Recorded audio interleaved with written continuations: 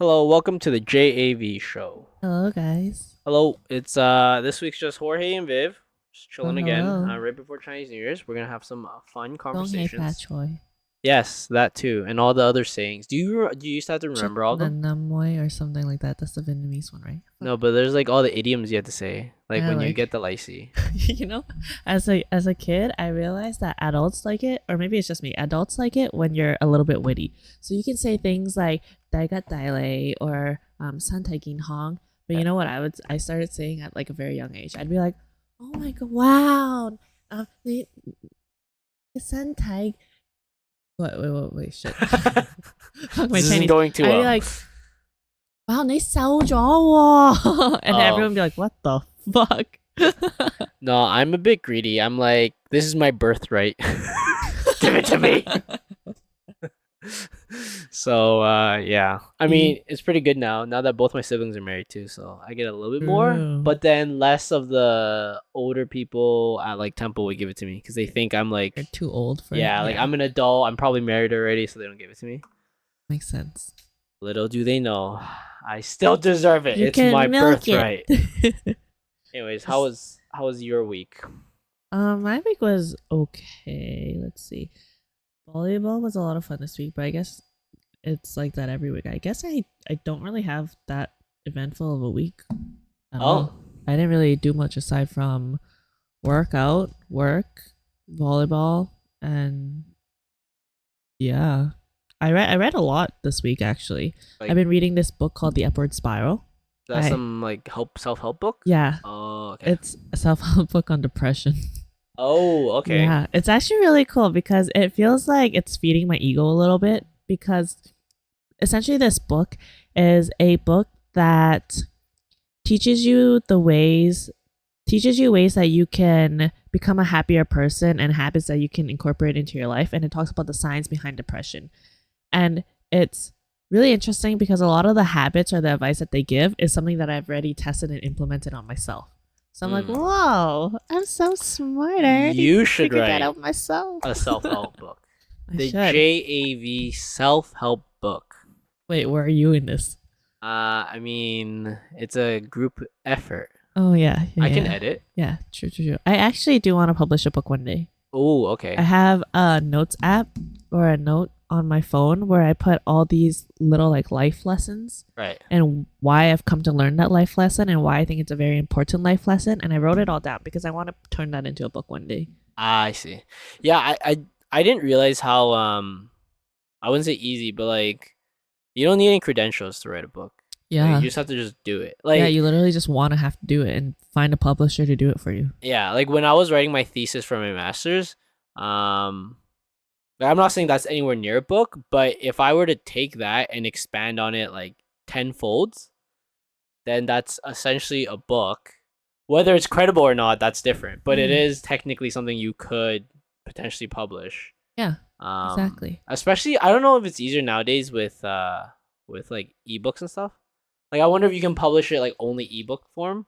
Then there's literally no effort. Like there's That's almost no true. effort Yeah. because back then you'd have to find like a publishing company and get like the paper copies out and all Yeah, that and the stuff. copyright and Yeah. everything. But now like I think even the copyright part isn't even that hard because I've seen some, let's say, quote unquote engineers that like have written Interesting. not like books, but like so like for my PNG course, like for my PNG exam, like it's an ethics exam. This one engineer wrote the books to help people study for it, right? And Yes. he simply just put like the C in the circle at the bottom and said I don't give consent to anyone Oh yeah, copying his yeah. content, all that stuff. Like it didn't seem like he went through that much effort to need a proper copyright as long as he pretty much wrote his intentions down.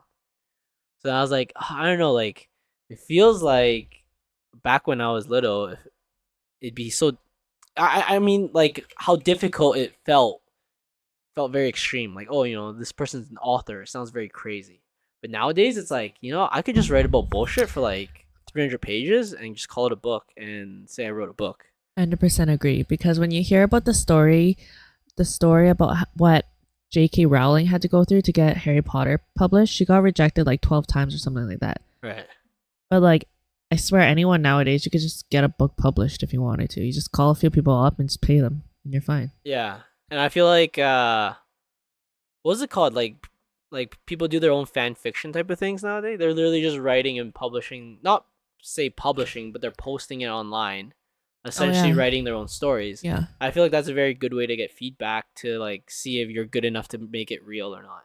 Oh yeah. Right? I think there's some that are like really really popular. And when I was just in Vancouver over the Christmas, my cousin whose place that I stayed at, he got a package because he ordered a book off of Kickstarter or something where this guy he was writing some fan fiction story. He said it was like Harry Potter mixed with another type of book. Okay. And his story got so popular that people wanted this guy to make a full on series about it and like paid money in advance for him to turn this into an actual series.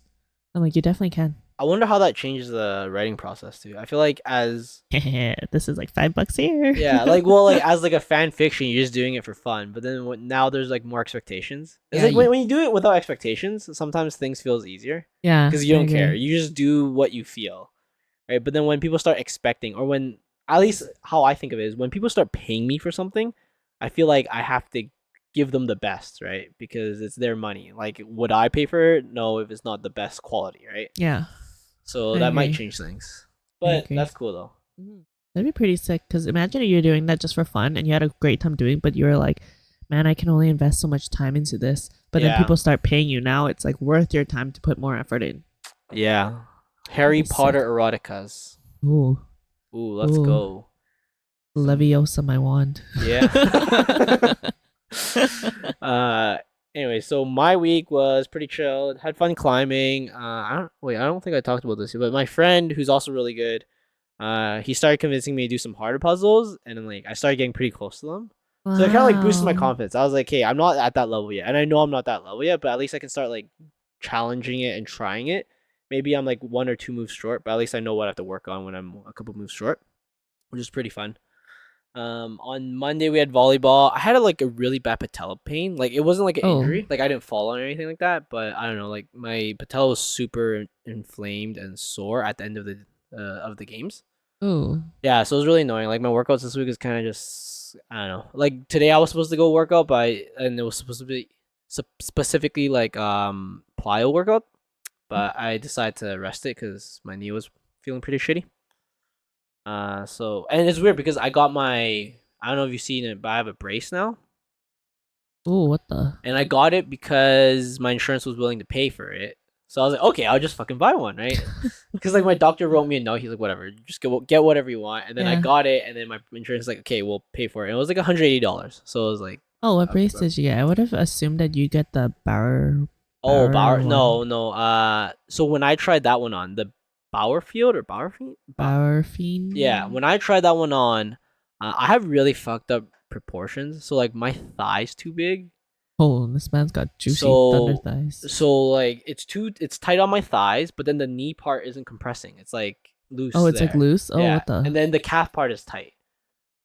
Yeah. So then that brand didn't fit for me. So the Medi one barely fits for me, and that might be the problem I have right now. Is Oh, that you got the mini one? yeah, Oh shit. yeah. And it fits That does better. sound like a It problem. fits better than the Barfiend, but it keeps like shifting down, if you know what I mean. So it goes all the way up to Oh, my mid thigh, but I think it's that's way too loose. no, it shifts down because it's too tight on my thigh.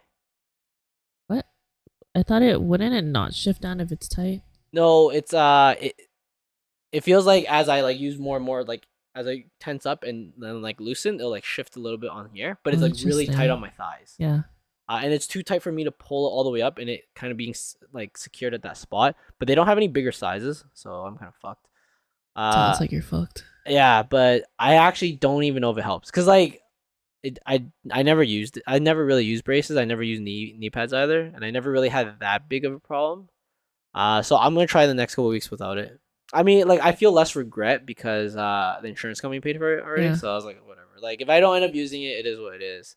Isn't there other ones you can get that have like multiple strap points so that you can make sure that it's tight where you want it Yeah, to this one be? has multiple strap Oh, points, but okay. it's still like when I put it on, it's tight on my knee, but then as I play, it slowly moves down a little bit. But it's Yeah. like tight on my thigh too. So Unfortunate. it is what it is. So yeah, I'm just nursing that, but it should be good by Monday, I think. So like I'm taking it chilled. Just the rest of the week's just yoga and climbing, so that shouldn't really affect my knee. My book, Jade City. I finished that. I am on track to Wow. 26 books this year if I keep up this pace. I was telling Vid, so I got the sequel to the book, Jade War. I got it for $8, surprisingly. So the hardcover version of this is normally like $38, but for some reason on Amazon it was on sale for $8. Like just randomly the other day I was searching it and then it was $8. I thought it was a mistake. I clicked on it because sometimes it's like the Kindle version is that price Yeah. and not the actual book. But no, the hardcover book was that price. So then I started putting a bunch of books on my wish list so I can like track prices. Oh, So nice. you can see like when it goes down and That stuff. kind of reminds me of how the other day I was craving sushi. So when I went on Uber Eats, on a lot of restaurants, it'll say like a certain set or like sashimi is $15 Yeah. for. Okay, so the thing is, it said that sashimi was $15 for 12 pieces, and I was like, oh, that's pretty decent. And when I would go in and actually click on the item, it says whether you want 6 pieces or 12 pieces, and then underneath the 12-piece one, it would say that it's $15, and underneath the 6 pieces one, there wouldn't be a price. And then when I would click the actual 12-piece one, it would turn it to $30. And I was like, what the fuck? And then when I clicked the Scam. 6-piece one, it was $15. I was like, Jesus Christ, that's so fucking stupid. What bad That's a design. reverse deal. I know. Getting scammed here.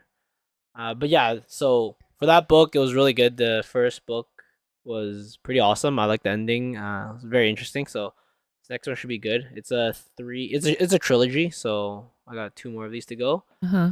And then the author actually recommended this other book that I read like the first 2 chapters of, and it was pretty interesting too. So What's that's this other book? that's a 4-book series. So that's on my list right now. I don't normally buy books, but if it's on sale, like the reason I got Jade City was it was a gift. So I was like, okay, I'll check Jade War. It ended up being on sale, so I bought it, and then I'll see if the third one is. But I already have 2 of the 3, so it's like might as well buy the third one. Normally, I borrow all my books from the library. Um, the only annoying part is like it's not convenient. Like you have to go there, pick it up, drop it off, and then there's like timeline where you have to finish by if it's a very popular book. Yeah. And sometimes it's like I think it's usually 2 weeks, so it should motivate me to finish in 2 weeks. But I don't know. It's just kind of annoying sometimes having that Yeah. timeline. Yeah. I was gonna recommend you this book called It Ends With Us by Colleen Hoover. And it's a romantic drama book. No, I probably It's won't. really popular right now. And I think it's pretty fucking good. But she also has this other book that I'm gonna start reading. It's called Verily. Verily. And Oh, that I've seen a lot of her books or everywhere. Verity. This one is a romantic thriller. And I think you might actually really like that one. I like mysteries and thrillers, but Yeah. I don't care too much of the Click that Verity. romantic portion of it. Also, I don't know if I told you that. I'm a little sexist. Like, What do you mean? okay, for some reason I can tell the difference between a male and a female author. Like Okay, from yeah. reading it. Yeah, I can tell. You can always tell. I Yeah, think. and I don't know, like sometimes I'm a little disappointed Shut up, by woman. female authors. I don't know. I feel like some portrayals that they have are really good, and some portrayals they have are very poor. I Uh, see. but then I don't know. Like I feel like male authors. I guess I'm a guy, so they think like a guy, so it's very Yeah. easy to entertain me. Yeah. So yeah, that's why I'm a little hesitant when it comes to female authors. I mean, if you're looking for a book later, I think this is one that you might really enjoy. is it Without me even reading it, but from what I've heard about it, it's pretty fucked apparently. oh like And you mind liked- fucky? Like fucked. Like I heard that there's a don't like- part of it where she tries to abort her baby or something, and she uses a coat hanger, and then there's some other Oh, really that's fucked up parts. Like I think the first sentence in the book is, "I heard his skull crack before the blood hit my face," or something like that. Is that like killing someone or is that? Yeah. Oh, I mean that's fine for me, but I'm not a fan of any books with like incest or rape or any of that type of shit. It's just I don't know, like it's just reading it just kind of uncomfortable. The gore Gross. part's fine, like characters dying a gory death, that's fine with me. But the other like psychologically fucked up shit, I don't know. It's just I just can't really. I don't enjoy it, and I definitely don't relate. So Okay, well, I don't actually really know what this book is about, but uh, I heard about its thrills, and I think you may like it. okay, we will see. I mean, the other book I have on mine right now, man, this is our mini book club talk. Welcome to the book Welcome to corner. the JV Curl up book and club. Is this one book. Senlin Ascends? It's the Book of Babel. So here it's by Josiah Bancroft. So there's 4 books, Book of Babel, and it's pretty much the intro is pretty much this guy goes to this tower called the Tower of Babel, and apparently it's a really huge tower. You can't even see the top of it, and like each level of the tower is like they call it a ringdom. Like it's each That ringdom. sounds And then perverted for some reason. okay. Anyways, and then yeah, he loses his wife when he goes there, and I guess he spends the book trying to find her and shit.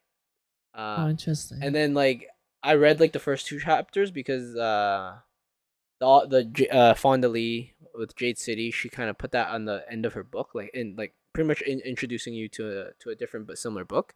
Ringdom. Yeah, and pretty much a lot of people he sees around there all tied together with ropes, like kids. Oh, what the? Not like slaves, like so they don't lose each other. But he didn't know that, and he lost his wife, and allegedly you Whoa. can't find people here because it's such a big building and area that Like a maze. yeah, that too. Oh, cool.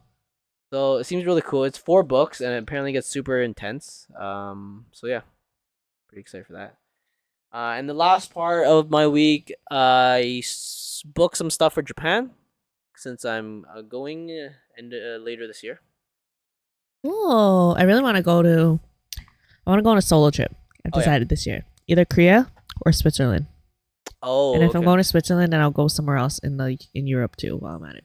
Oh, I do want to go on Europe trip. I think September is what I have planned right now. But this trip's later, like later in May. That's pretty cool. We booked some of it. I booked most of it with the intention that they're all refundable because like I want to book early so we have it, but then I know some Airbnbs and hotels kind of pop up later. It's like it's still quite early. It's still like 5 months away. Yeah, that's a lot of time. So then with the intention of 2 or 3 months later, we'll change a little bit of stuff and they're all refundable, so I can like switch it out and stuff. Yeah, so that's pretty exciting. How That was exciting. pretty much my week. Didn't do much else. Just read a lot and chilled. Work's been I have my computer course next week. My finite element analysis course. Oh. Yeah, so it's Monday, Tuesday, Wednesday. So that'll be very exciting. How See how it exciting. goes. Good luck with that. Yep. And yeah, that's about it for my week. So this week we are talking about rabbits because this year's the year of the rabbit. I was gonna go ribbit, but that's a frog. No, just kidding. We're actually talking about our Wait, pets. what sound do rabbits make? I don't know. What are they supposed to make? I don't know. Something like Like in English. like a squirrel. I don't know. Whatever a squirrel makes is probably very similar to a rabbit. Oh, what the fuck, actually? Okay, because you know how in different languages, animals make different sounds? Yeah. What's a rabbit supposed to make?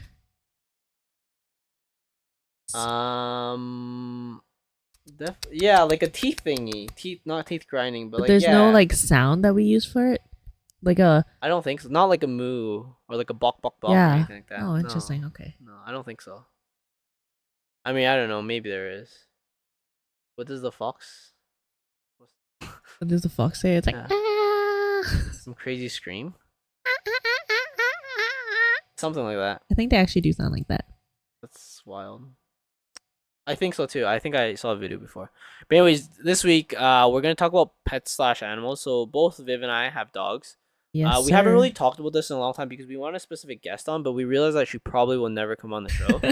Yeah. She's like an expert with animals, so we wanted her on, and we've been saving this topic. But I don't think she wants to come on the show because we're two noobs and It's too cool for school. yeah, she's too vanilla for JV, so that's fine. That's fine. But we'll talk about our own experience with animals and pets.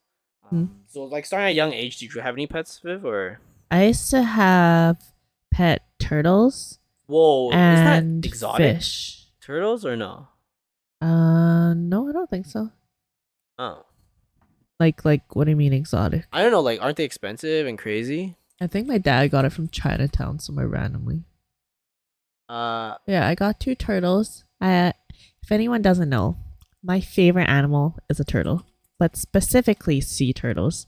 I mean, all other turtles are pretty damn cute and up there, but sea turtles have my heart. wait, And what's then the the difference? next would probably be like a beluga. Wait, what's the difference between a turtle and a tortoise?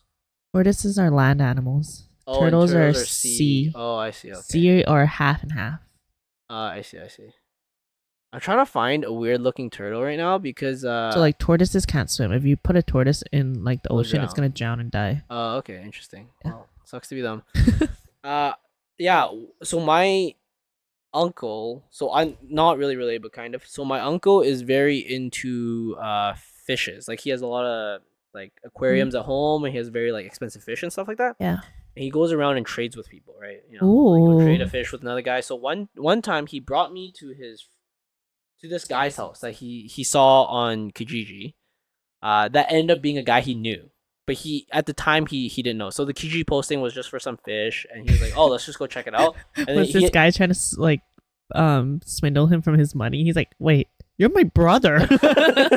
No, but like I guess the fish community is like only so large, The so he fish he knew community. the guy, right? It's crazy. His house was insane too because I went to his house. His garage is a swimming pool. Like, so just imagine a garage, but you know one of those like pools that people put in their backyards. Yeah. He has that in his garage, and the garage is What heated, the and he fuck? has like 30 koi fish in there, Whoa. just swimming around and shit. And he trades with those. So I think he traded my uncle like X amount of koi fish for whatever my uncle has. My uncle has this. I forgot what it's called. It's like it starts with an N. It's Nirwana. Let's see. Asian Are they from Paris? arowana. Yes, doesn't start with an N. Sorry, this is it's an Asian dragonfish is what I remember. So it's called an Oh, what Asian the- arowana. I would have thought that this was like the carp fish that you see in what was that place? Okay, It's so a Vietnamese restaurant in so- Edmonton. I don't know much about fish, but talking to my uncle, if you see this picture here, this guy looking at this one, that's probably 10 grand. What the At fuck? least 10 grand. This looks like the one fish you arowana. see in like the tanks at like No, like this these looks are- like a red tilapia or some No, shit. these are fucking very intense and very so anyways, going back to the original story, Wait, and can you I'll, search up a red tilapia? I and want to I'll- see how and I'll go back to my similar uncle. they look. so going to this guy's house, he had a turtle. Oh yeah, they look quite different. Never mind. So the same guy who had this koi fish had a turtle in his house, and I think my uncle was telling me that turtle was a couple $1,000s. And he didn't straight up buy the turtle, he traded around for it. Like a lot of these fish Whoa. guys, they trade around a lot of their fish Oh, and shit. And that's what my uncle does too. He'll buy like a fish and he'll raise it. He might buy a fish, and at the time he bought it, it's like $100. And by the time he sells it, it's like a couple $1,000s and stuff.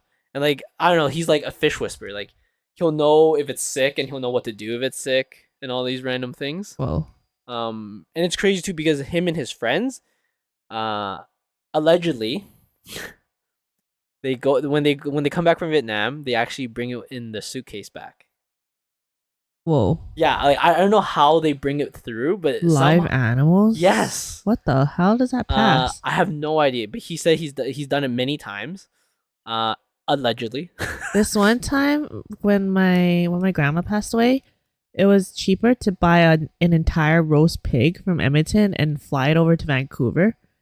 So my parents did that, and when they had to like pack up the entire roast pig, Yeah. they got stopped by security, and it was this whole ordeal because they were like, is that a fucking pig that you're trying to bring over? And my parents had to be like, no, don't worry, it's dead. And they're like, what the fuck? I mean, it's not illegal to bring a roast pig.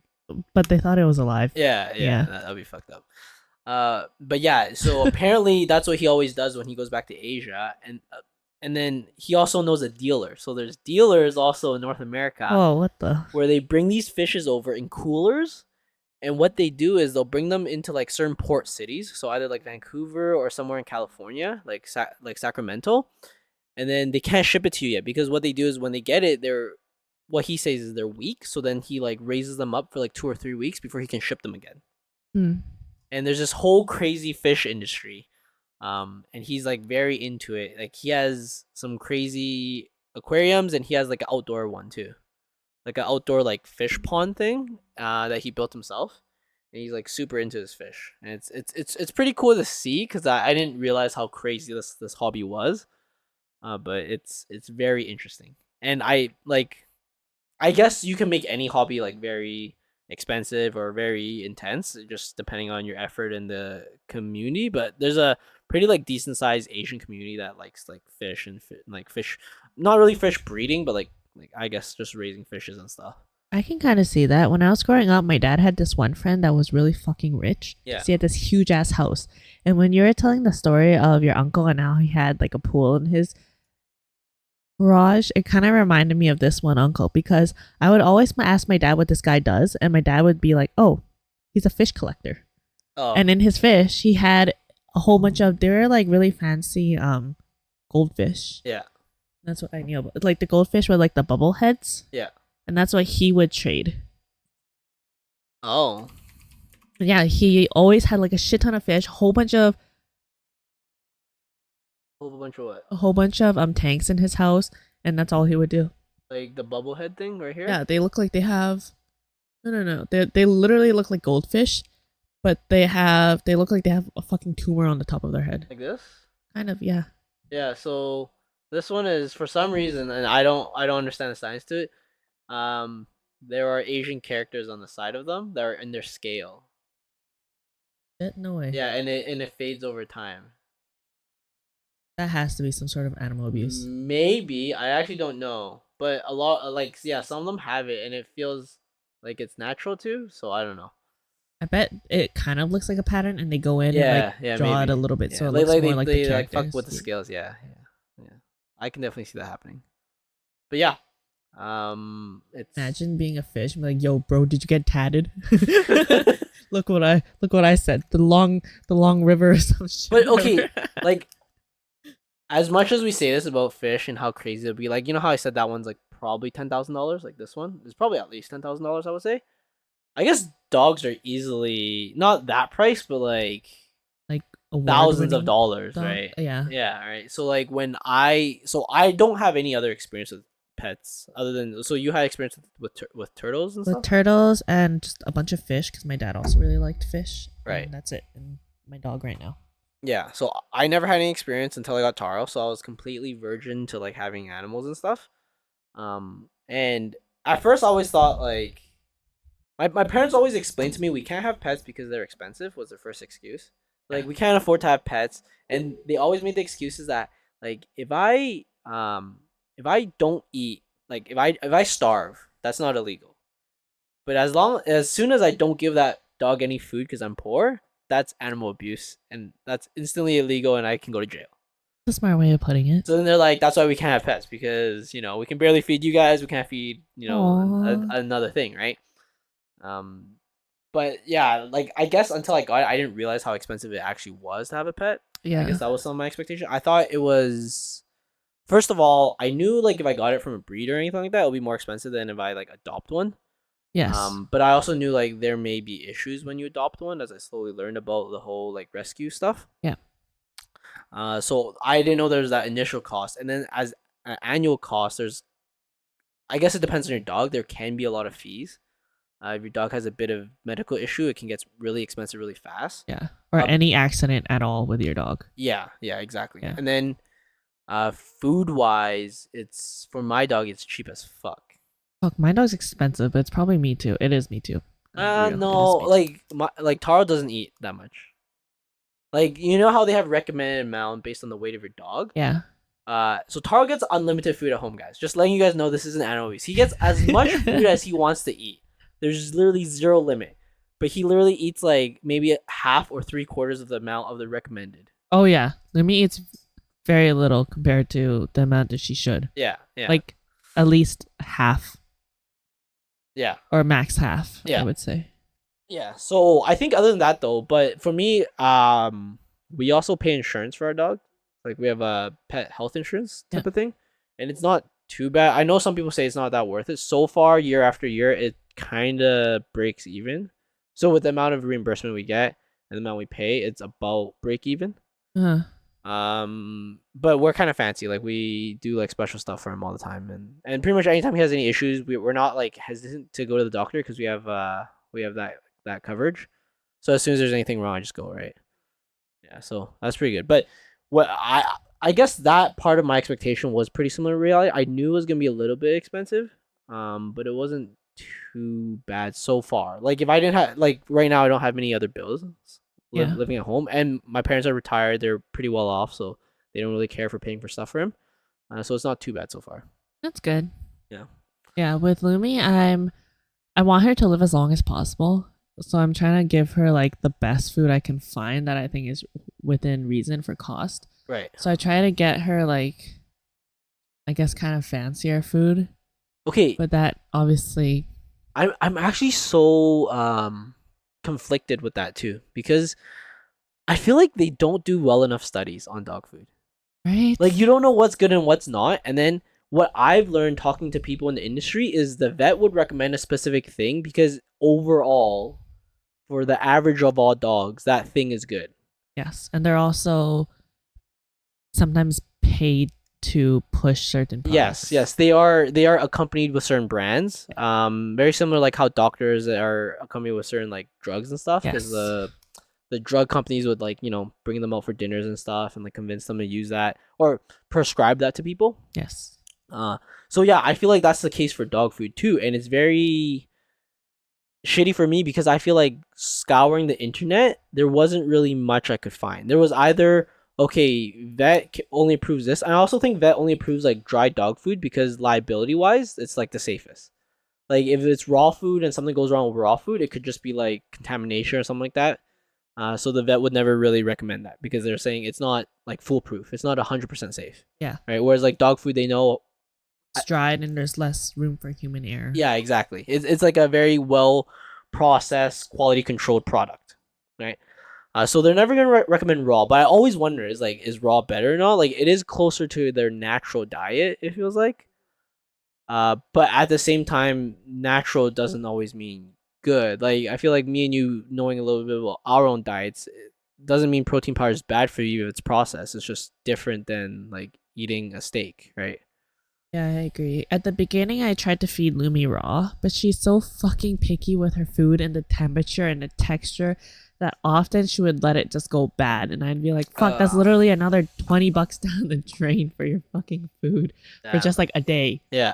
And I'd be like, okay, that's not worth it anymore because she's a little bit too picky with food for me to do raw Yeah. without wasting like half of it or a lot of it Yeah. or being worried about it sitting out at a certain Right. time. And the hard part I find with raw is that there's one school that we're just talked about that's like the vets saying about dry food, Yeah. and then on the raw side, it's just people on their website. It's like there's no like scientific backing Yeah. either. So I'm like, fuck, I don't even know what to listen to. Yeah.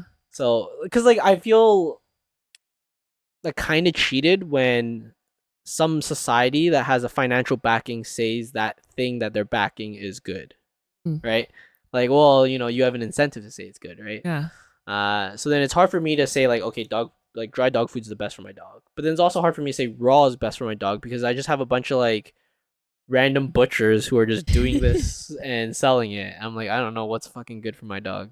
Yeah. I think the what I found that's worked for me with Lumi is that I get her freeze dried raw food. Yeah. So it's still like dried enough that I could leave it out and she could eat it whenever. But Yeah. then I also accompany it with like other supplements and little other things like I do. So right now, what I'm feeding Lumi is I get her freeze dried raw food, which is like just dried little pellets of things.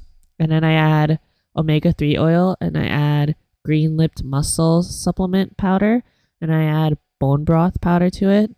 And then I add pumpkin powder to it. And then I add a quail egg and Damn, I she's add fucking eating a good. raw bone, a little piece of raw bone. Fucking So Lumi's. it's either that raw bone is usually like bone marrow bone, or it's like a piece of a frozen duck foot or something like that. Lumi's eating Yeah, fucking this good. bitch better not die early or something. She's so mad. I mean, yeah, like you don't know what studies are there. And I think most dogs when they die don't. I feel like I guess it's not limited to dogs. I think humans are too. We all have like cancerous cells when we die, Yeah, and like that may not be the cause of death, but it's just like it just happens kind of thing. And I don't know if like a certain dog food, like I feel like it's so hard to compare because now I'm comparing it to myself, right? I think like if I ate one dried processed food every day, I'd feel really shitty, right? Yeah. But at the same time, Can you imagine if right now Tara was like, another day eating this dry ass shit? maybe. But at the same time, like, does farm animals eat anything different? Or okay, let's say Well, that's true. let's take one step out. Do like wild animals eat anything different? Like, let's say you're a goat or a sheep or something, like a mountain goat or something. They just eat whatever they can on the side of the fucking Right? cliff, And right? they live. Yeah, so it's like I don't know if one school of thought is better than the other or not, right? So yeah, I've always been conflicted on the food and supplement side. Does Lumi have any other food issues or like she has allergies too, right? Yeah, she's allergic to chicken. That's fucking annoying, I I think. know, so fucking annoying. Everything has chicken in it. Yeah. But aside from that, she's just more textural than not. No, Taro has pancreatitis issues or Yeah. pancreas issues, so he can't have any food with high fats. So we just it's actually not that hard. There's a whole industry like devoted to this, so you could easily get lower fat kibbles, lower fat snacks, and all that stuff. Uh-huh. And he's fine with that stuff. Okay, one thing I've always thought of too, with us having like dogs as pets, especially the size of our dog. So we have relatively small dogs. My Yeah. dog Taro is 8 pounds, and Lumi is Lumi's 18 pounds. right. And then our dogs have eaten beef before. Okay, and I just always thought about this. I was like, they literally went up the food chain.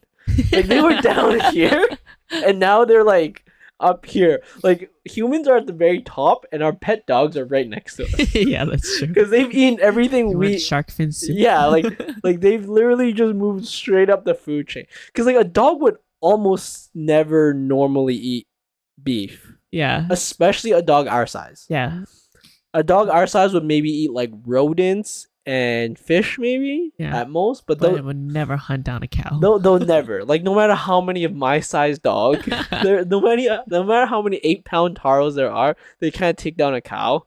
Oh yeah, for sure. They probably can't take down a pig, Oh yeah. and they probably can barely beat a chicken. Maybe at best. Like chickens are ferocious. Oh, like Lumi would run. Lumi's scared of everything. yeah, yeah. So then I always thought about it. I was like, man, all these dogs and pets, they literally jumped right up the food chain. You know, they're probably the smartest animals. They're like, fuck the food chain. We just have to be these people's best We friend. just have to act like bitches once in a while, Yeah. and these people will slave over us. Yes. We go to work so you can make me. We just have to live. sit at their feet, and we get to jump up the food chain to the very fucking Oh, yeah. top.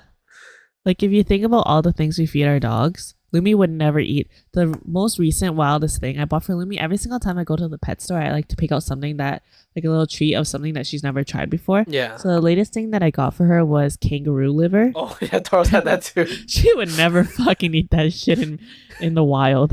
Taro's had bison. Taro's had deer. Taro's had lamb.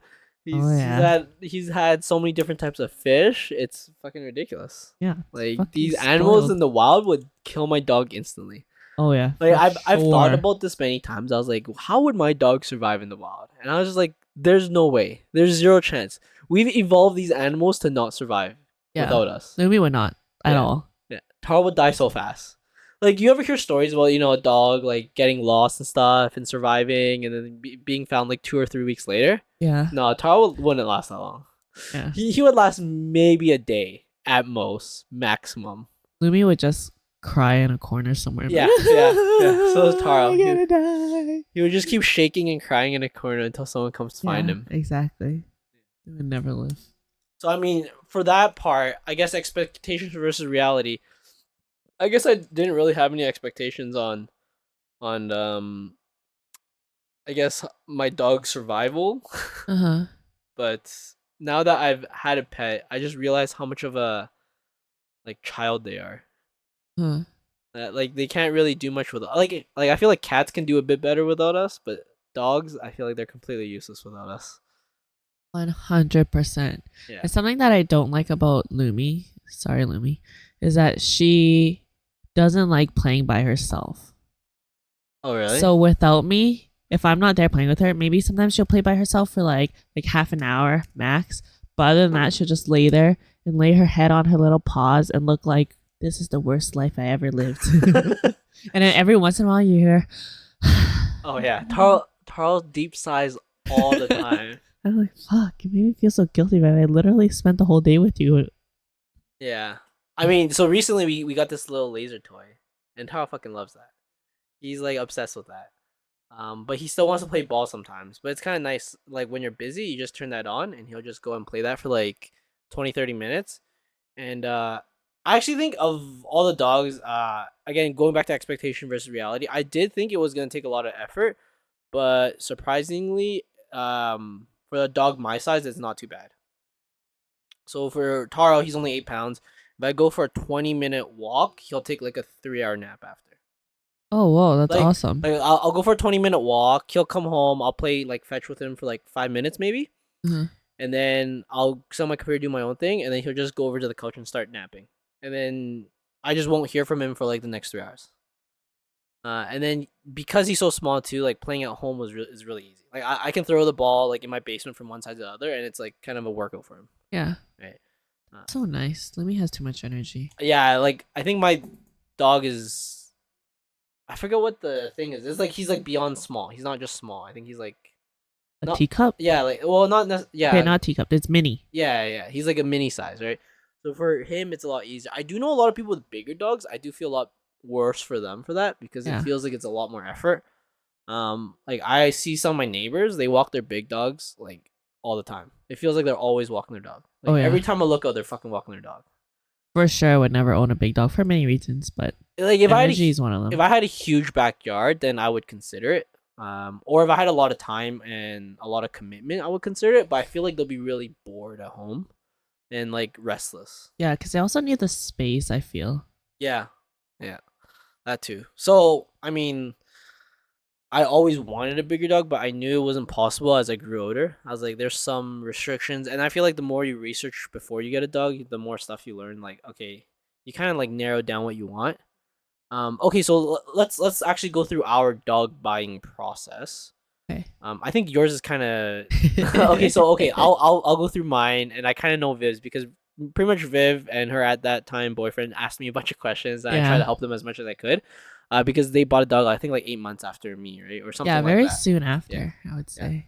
So I for feel me, like in our volleyball friend group, we all kind of got dogs all around the same time. yeah, very similar timing. So I got a dog a lot at the same time as a lot of my other group of friends when they got a dog. So my excuse for getting a dog, like I said, my parents never wanted one. But my excuse was that my dad just retired and he was gonna be lonely at home. So if he had Taro, he could like hang out with him while he's at home, and and it actually worked out really well. Like that side of it has been well. So like when he is at home not doing anything, he does have Taro to hang out with, Oh, that's so especially in the summer. But how I started is like I just started looking at first. I looked at shelter dogs. I was just like looking at what they had at shelters. But then from some research, I slowly realized that if you want something very tailored to your lifestyle, you can't get a shelter dog.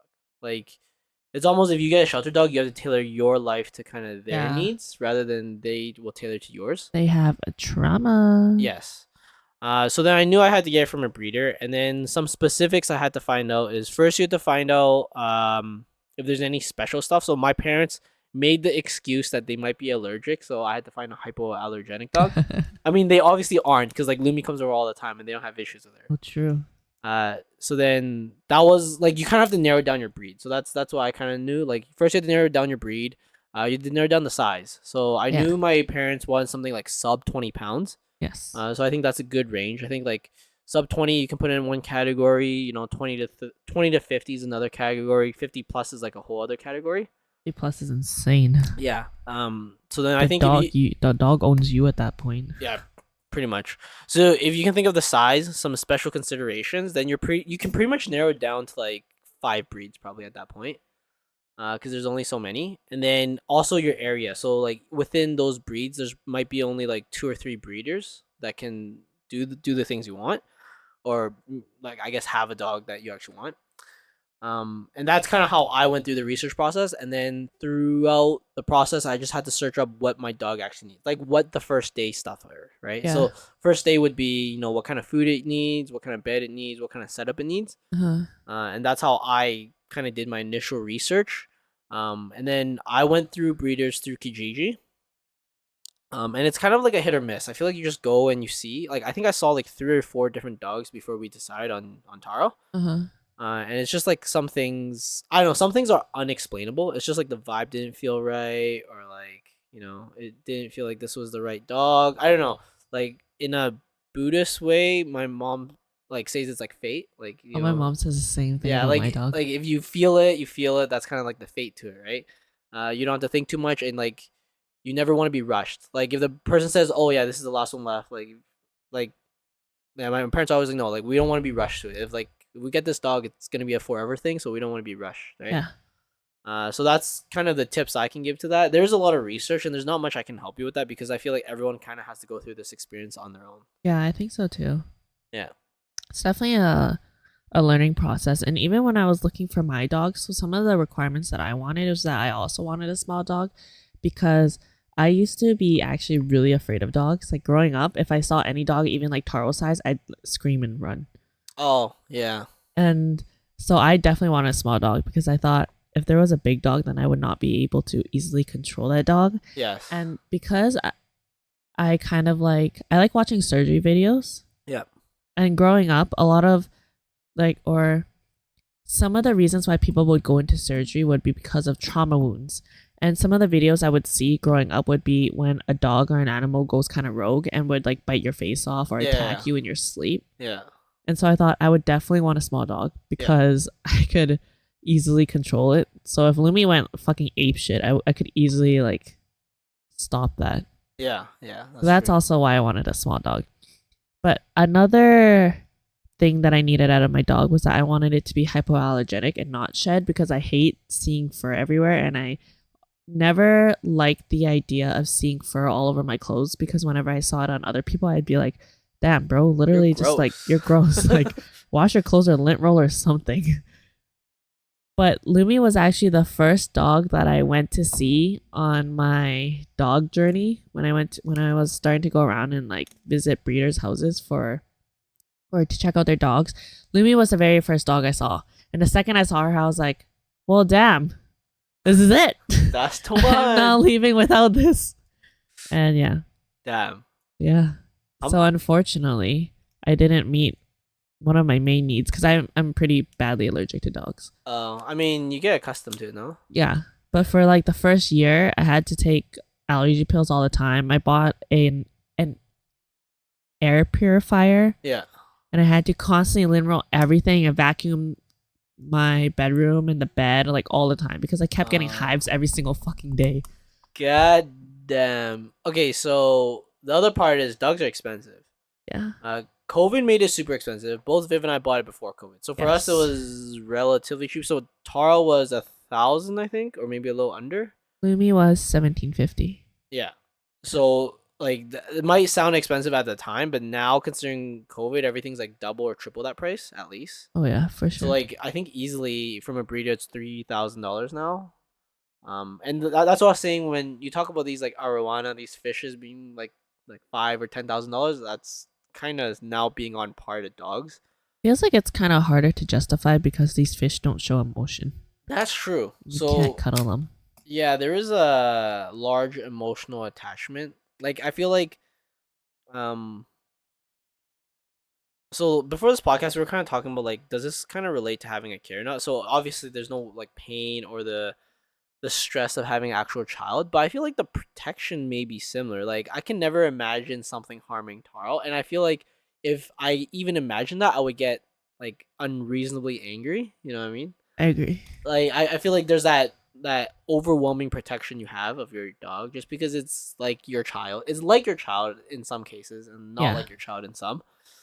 So especially for small dogs. Like I think for most times big dogs kind of can hold their own. But I know for sure like a small dog they're nothing in the world kind of thing. Like they will easily get hurt. So I don't know, like I'm very protective of Taro in that way, but he is Taro's an asshole, okay? I'll just put it out there. He barks at everyone and everything. He definitely knows how to hold his own. Like as in like he has a strong personality. Yes. Like I think one of the things I remember like first at the dog park is like a lot of people are okay with dogs being a bit rough, and you can kind of tell if this owner's new or not is because they're overprotective of their dog. Because at the dog park, what I learned there was that your dog will get pushed around a bit, but your dog has to learn to say no. Yes. And then when your dog does that, then it's easier to protect itself, right? Yes. So Taro did, like, at first he was a bit shy, but now he has no problems with like barking at other dogs and getting them the fuck off. He does that all the time, actually. In fact, to everything and everyone. Seems like he doesn't like anyone unless he knows you. One dog at the park is like, "Fuck you, fuck you," and they're like, "Oh my god, Taro's back." Yeah, yeah. Taro's really weird. So, going to that, what was your first like dog park experience like? Lumi's generally been a pretty well behaved dog. Like, I understood why Asian parents are so strict with their kids and why they feel so much pride when it comes to their kids, because Lumi has always been a really well behaved dog. So when I first brought her to the dog park, she never like completely ran away like I thought she would, and just Right. never came back. Like, she went kind of far, but she would always make sure, like even to this day, she always makes sure that I'm within reasonable distance. Yeah. And if I start walking in other directions, she'll go in that direction or she'll just come back to me. So Right. the very first time was just like that too, and I was pleasantly surprised that she was really well behaved and her recall was great. Oh, nice, nice. I wouldn't say Taro not so much. So like he was mostly on the small dog park side, but he would like as soon as he goes to dog park, he'll just like bolt off a bit, and then Fuck he'll you, he'll bye. do his own thing. But like after he took a shat and after he smelled all the dogs, he'll kind of just like hover. He'll just like be within your vicinity, and then he'll kind of go where you are, but he'll still like sniff other dogs and somewhat play with other dogs. He used to be a lot more playful when he was like younger. Yeah. And I don't know if it's because of age or because he's neutered, but like when he got older, he just doesn't want to play as much. He just wants to sniff a bit and he'll just chill, look at other dogs, sniff the ground, sniff the dogs. And then sometimes he'll see one or two dogs he likes to play with, but I feel like that's kind of rare. Like it doesn't happen as often as I want it to. So yeah, I'm not too sure about that anymore. But like when he was first at the dog park, he was more shy. Like he was like pretty scared. Like the very first time, he was pretty much like right next to me the whole time. Oh. And then after he learned that it's safe and everything, he'll start playing a bit more. And as soon as I let him go at the dog park now, he'll just run off so he can go smell all the things he wants to smell. Yeah. He'll usually still eventually come back. He's pretty well like I get what you mean, like the whole following thing, and Taro would follow me for the most part. He doesn't like I think he's scared of big dogs, so when we're on the big dog side, he'll like want to follow me even closer because he's like kind of scared of them. But he'll always like verbally tell them he's scared. Like he'll like bark at them to make them go away, kind of thing. Yeah. Or he'll like purposely avoid them and stuff. Yeah. But yeah, he's pretty good on that side. But I feel like dogs are different when they're on leash. Like Oh, for when sure. Taro's on a leash, he's fucking ape shit on everything and everyone. Fucking He's like, Lumi too, but I think that's definitely something that I convinced her to be like. oh, how? What do you mean? Unfortunately, because Lumi's part husky, and I've always wanted her to be more vocal in terms of like just talking a little bit more. Yeah. So whenever she would see another dog, before she would be like, ah, rah, rah, rah, rah, rah, rah, and like talk like that. So I'd hype her up and be like, oh, Lumi, what is that? Lumi, what is that? Or I'd be like, woo, woo, woo, and keep talking with her. But now she's too hyped up, and I don't even do anything. So when she's on a leash, or when we're in the car and she sees another dog, she'll go fucking ape shit, like ape shit. Like she'll start barking and like growling and like attacking the wall. But the second I let her off leash, then she's like, oh, yeah, I'm fine now. Everything's fine. Yeah, I'm no longer I think that's very similar to Taro. Like he would go crazy if he sees a human or a dog near me while he's on leash. But if we're not leashed and we're just like walking at the park and stuff, he wouldn't dare go up to any of the dogs and bark at them like that. So yeah, I don't know. I feel like they know. I also feel like he's worse when I'm around than when I'm not around. Like he's like spoiled when I'm around. So like if I'm around and we're at the vet office, he's actually like kind of mean to the vet. But as soon as I'm out of the room, he's like super scared. And he's just like super like nervous, and he just stays really still and let them do whatever they want. Aww. But as soon as I'm there, he's like a really my dad's here. Watch out, bitch. Yeah, that type of shit. Like every time he used to go to the groomer, and every time I brought him to the groomer, the groomer's always like, "Oh, he's the most well-behaved dog we ever had." I was like, "What the fuck? This is not the Taro I know." I was like, "What are you talking about?" But I can tell, like, as soon as I pick him up, he was like, "I was so scared in there. What did you do? Why did you drop me off here?" Like, I can tell instantly. I put on my big boy pants, but it's been a little bit too long. I need some cuddles. So, the groomer I used to go to lived actually near us, and whenever we walked by her house, he would cross the street. Like, he'd be like, "I don't want to walk next to their house. I want to walk on the other side of the street." She's like, "Oh, fuck that shit." Like, he still remembers the house, and it's been like more than a year. Like, it's probably been like 2 years since we've been, and he'll start tugging on the leash the other way as soon as we get to the house. He fucking knows.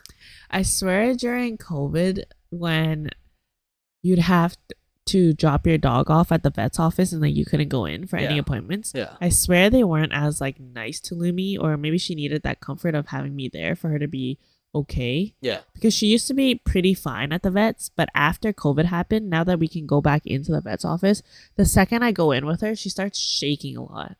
I'm like, oh man, what the heck? And she gets so scared now, even when I'm there. No, I know for sure Taro has always been scared, and I think it's better if I'm not there. Like, I think every time if there's appointment that I'm not there, he's like very good. Like, he causes no issues. Yeah. But I know for sure he's scared. Like, I think one time I was in the vet office with him, and they need to take his temperature, and to do that they stick it up his butt.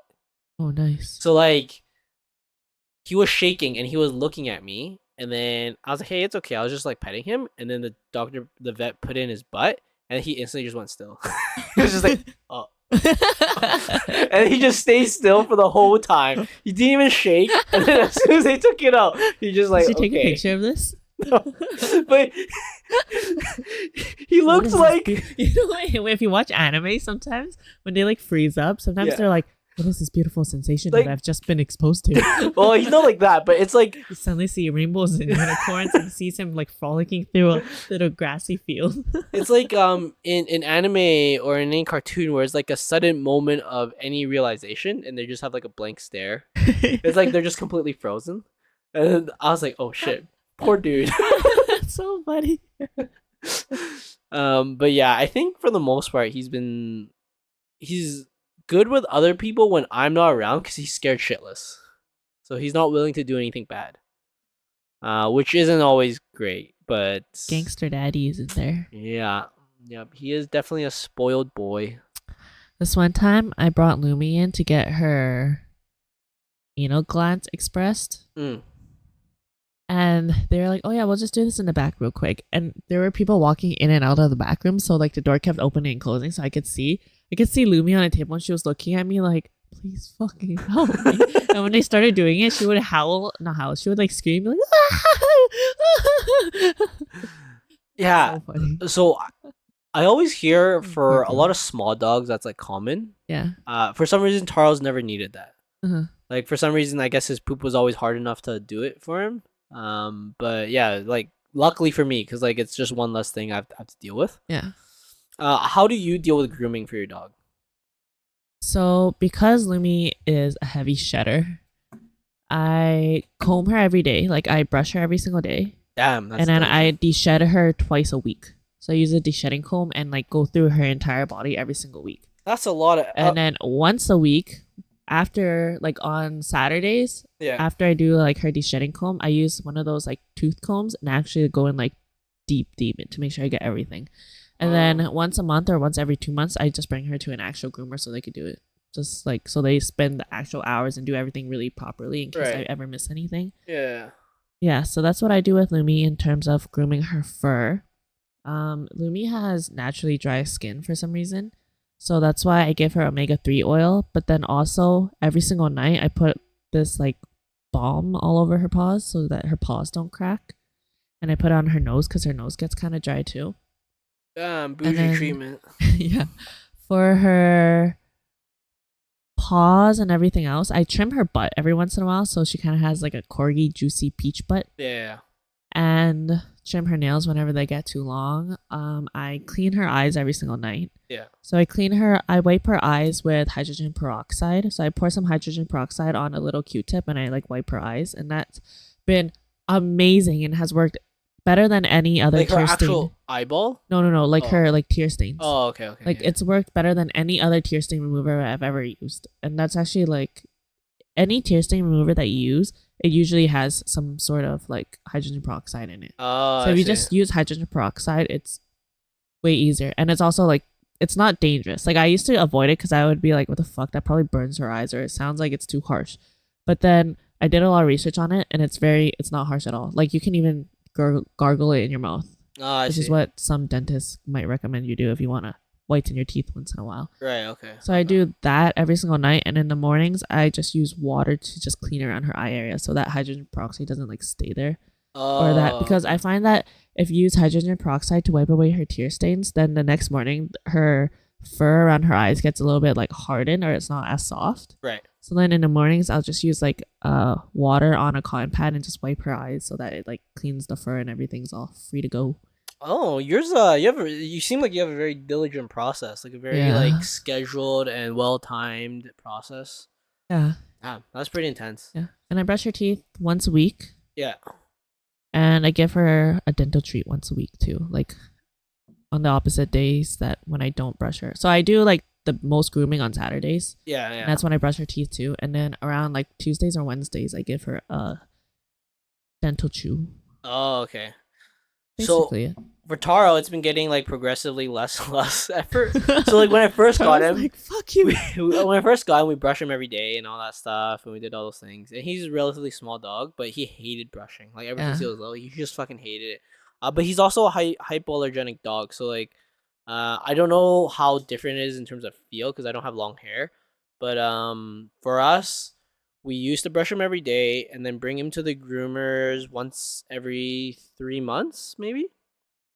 But groomers are expensive. They're like Groomers are expensive. Like it's like $100 each time. yeah, like around that range. So Taro being a hypoallergenic dog and his fur growing out all the time, I just started grooming him myself.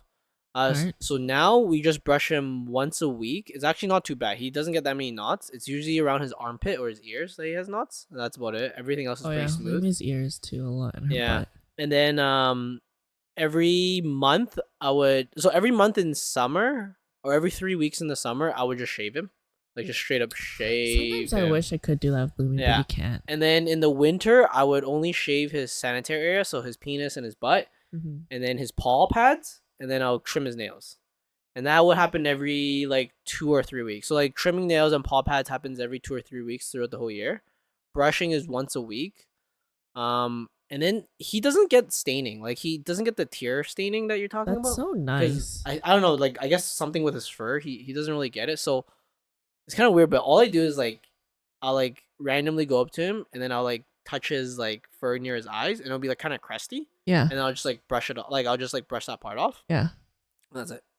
Sometimes when I see other dogs have like a shit ton of tear stains all over their eyes and their face fur, like for Havanese puppies or those kind of dogs, I'm like, god damn.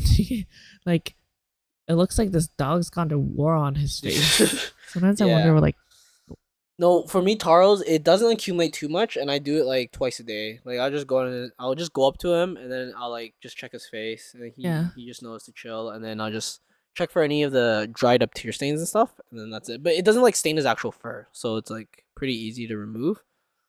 And I don't really brush his teeth that often, I'll be honest.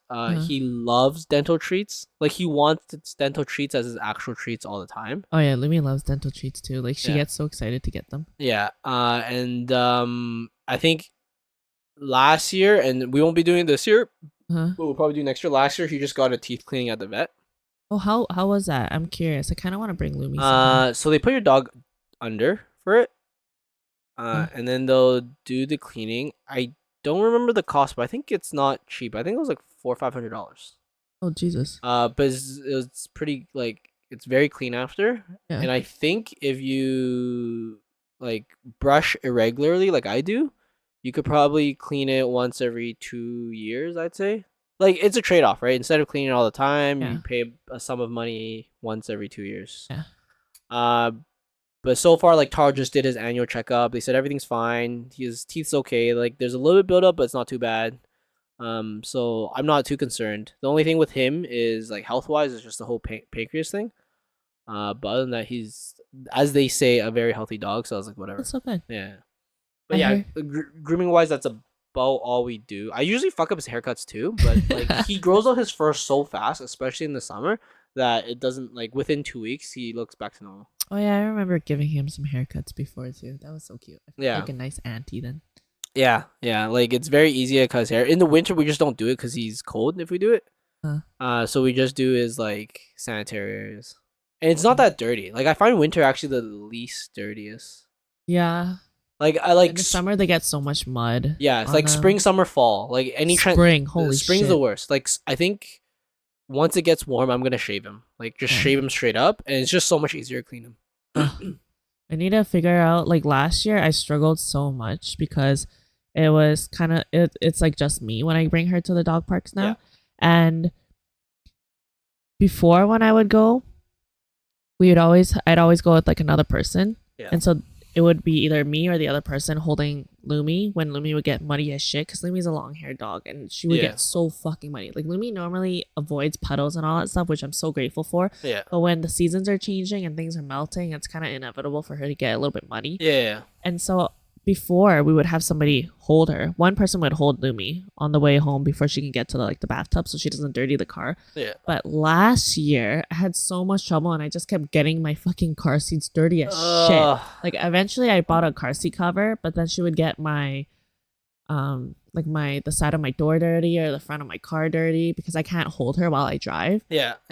And so that was a pain in the ass. So this year I need to figure out a new way to transport her or wash her before I go. I started bringing a little, like every time before last year, I would start bringing like a huge water bottle and like a towel so I could at least try and wipe her off as much as I can. But if her actual fur gets really dirty, then I would try and like wrap her in a towel and tell her to like stay down by the floor. But it was pretty futile most of the point. So I need to figure out a new way. I don't know, maybe some on the go shower thing. Probably is my best guess. I have no idea. I'm pretty lucky because Taro's so tiny that I'll put a towel on my lap or something and he'll just sit there the whole time. So nice. And then I'll just pick him up, put him on the ground, and then he'll just run into the backyard and then it's fine.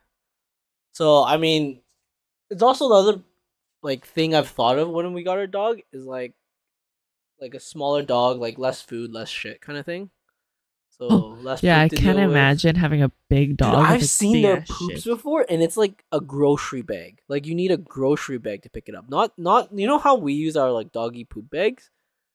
No way, a grocery bag? Okay, I've seen these big dogs poop before, and it's fucking insane the amount of poop they come out. They look like your poop. I mean, some of them are like my size, right? Like some of them are like 100-pound dogs, right? And they would poop a stupid amount of food. Yeah, so I'm just like very fortunate that Taro is so tiny. He has these tiny poops that fits in my hand. Like I'll put the garbage bag and I can grab it in one hand. And I just tie it off and it's like perfect. Yeah. Lumi's poops are like the length of a Twinkie at max. Oh, absolute max, and they're always really skinny. Like they're as thick as like a permanent marker. So that's great. Have you ever had some like crazy experience with your dog? Oh yeah, multiple times. So this one time, I didn't know that Lumi shat herself. Oh jeez. Like I let her out to go. I let her outside because Lumi likes to hold in her poops. She's like those people that don't like pooping outside and will only poop at home. Lumi does that unless we're outside for a very long time. Wait, she only wants to poop at She mostly only poops at home. At the yard? Yeah. Oh, okay. Yeah. Okay. So before we would go to before I would go to the park, I'd let her out so that she could go poop, so she doesn't have to hold it in, because she normally doesn't like going at the park anyways. Really? Yeah. Like she'll pee at the park more often than she'll poop. Taro loves shitting at the park. The first thing he does when he gets to the park is take a shit. He's like, "Oh great, this is the perfect spot for it." But yeah, so this one time I let her out, and then I was like, "Okay, let me come back in." And right when she came in, we went straight to the dog park, so I didn't even think to like check or anything, because normally I'll check her behind. Like our process is I'll let her in, she'll come in and she'll sit down right in front of the door, and I'll grab a wet wipe and I'll wipe her butt. Yeah. in her sanitary area, and then I'll wipe her feet with another wet wipe. But this one time, we were going to the dog park right after, so I didn't bother checking. And so I just picked her up, got in the car, put her on my lap, and started driving. And the dog park was like 5 minutes away, so I didn't really think much of it. Right. So I sat her on my lap, and then midway there, I was like, something fucking stinks. Oh, and I looked down, and there's diarrhea all over my fucking lap and all over her butt. And I was like, oh my fucking God. Oh. And then I like turned around because I was close enough, because the dog park was really close to my house before. So I turned around because I was like, I'm not going to the dog park with shit on my pants. So I turned around, and then when I got back home, when I lifted her up, she shat again. And I like lifted her up with my like hand on like her thigh, so it's kind of near her butt. She shat on my hand. Oh. Like pure like kind of shit on my hand. And then I think she wasn't feeling that well. So when I was carrying her into the garage, she also vomited on me. Oh. And I was like, what the fuck, man? This is so fucking gross. Oh. And so I had to like hobble into the house and like make sure none of the shit that's on me like drops onto the floor or drops anywhere on my way up to the bathtub. It was horrendous. Oh my goodness. Yeah. Okay, no, actually my stories aren't even that bad. So Taro's never done anything that bad. Sometimes he pukes at home, like for whatever reason. Probably ate something bad or something like that. Yeah. That I kind of just, to me, it's just whatever, because like he'll give me really good warnings, and then I just like get out of my room. And then, he's like, Dad, I'm about to vomit. Get the fuck out of here. Yeah. Taro's such a good boy. He gives me such good warnings. Like he'll be really loud, like the whole sound of him. Ugh. And then yeah, and I'll be like, get out of my room. And I'll force him out, and he'll puke on the hardwood, which is easier to clean Oh yeah. than the carpet. The only time we ever had an issue was that Taro's very scared of the rain. Yeah. For a reason, he's fucking terrified of the rain. Like I remember one time he had to pee so bad, but he wouldn't do it, so my dad went out with an umbrella with him. That's Lumi too. Holy And shit. then that's when he was willing to pee or poop. But one time he wasn't willing to do it at all outside, and he pooped in the basement. Just like a turd, like right in the middle of the basement. But he made it like a very obvious place. It's like the first thing you see as soon as you get to the basement. So I was like, well, at least I didn't have to go find. I didn't have to search for this poop, right? Yeah. So that was good. But no, that's the only poop story I had of Tara. Like he's had that's so diarrhea nice. before, but it was always like in the backyard or like while we are on a walk and stuff. And at that point, I'm like, I'm not. There's nothing for me to pick up. Like I can't pick this shit up. Like I literally can't. How nice. Yeah. So, so when he had the pancreas issue, he was pooping blood. Right, I remember that. Yeah, so that was kind I of was so scary. worried. Yeah, it was kind of scary, but it was on snow, so it was very obvious, right? Like, oh Mhm. yeah, that's definitely blood, right? But very soon after we found out why, it was like he had too much fat in his diet and stuff. He just had to cut back a bit. And ever since we kind of like brought him to the vet, like we brought him to the first time, and then we brought him to a second time, and after the second time, like we narrowed down exactly what it is. We changed his diet, and ever since then, he's never had issues. Like he'll have the occasional like puking a bit, but I think that's just because like my mom may have gave him something on the table that she shouldn't have. But that's not too bad in terms of him. One crazy story I have of Taro is the one time we brought, I think you may or may not have been there, but we and the volleyball group brought all our dogs to the dog park, the Buena Vista one, the one near Harlock Park. Yeah. And Taro is the biggest shit starter. So like he would just bark at random dogs, and then the dogs would get so hyped because Taro's barking at them, right? Oh, I think I was there, and Yeah. then we're all like, "Oh fuck, we should probably leave," right? Yeah, and then there's this one big dog that was, I actually don't know how it started, but I know how it ended. So like I'm not sure exactly what happened, but then I think one of the dogs bit our friend's dog. Oh yeah, yeah. I And was then there. our friend's dog retaliated and bit their dog. And then they're all barking, and like it's just not just two of them, it's like a bunch of other dogs joining in and shit. It's literally just like a huge giant ball of dogs, right? And then Tar was barking at them the whole time. So at first he wasn't near them. He was just like away from them, he was just barking at them. But then they got a little close, so then he started like going into them and started barking at them, right? And then the big dog tried to bite Taro. And Taro's really small, so the big dog's like whole jaw is like Taro could be inside his whole jaw kind of thing. So the big dog tried, and then he stopped when like everyone else appeared. And then I picked up Taro, and as soon as I picked up Taro, he had a harness, and his harness buckle broke. So like the big dog like clamped on the harness buckle Right, and I it broke remember the that. harness buckle. Yeah. And then I was like, "You fucking little shit, starting all this shit right now." Like he wasn't initially involved. Like he didn't like cause the whole scrimmage going on, but he was like you know, like being too nosy and like barking and getting into it. Like he tried to like stay with us, but he kept barking at the other dogs that got too near. Yeah. So he was not a fan of that for sure. And I was like, "Holy shit, Tar! You literally almost died." Fucking Like Taro, if I man. wasn't there, you would have had that. Because for the most part, whenever Taro gets into shit, especially with other small dogs, I just leave him be. I would just be like, okay, he's gonna bark, they're gonna bark, then they're just gonna like leave, right? Uh-huh. Like it's just he's just telling the other dog, I don't want to play with you. So then most dogs would just take that as a sign and just walk away, right?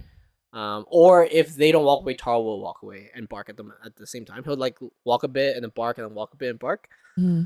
So usually like I'm not too concerned. I'm like, okay, Taro can handle himself and tell other dogs not to come.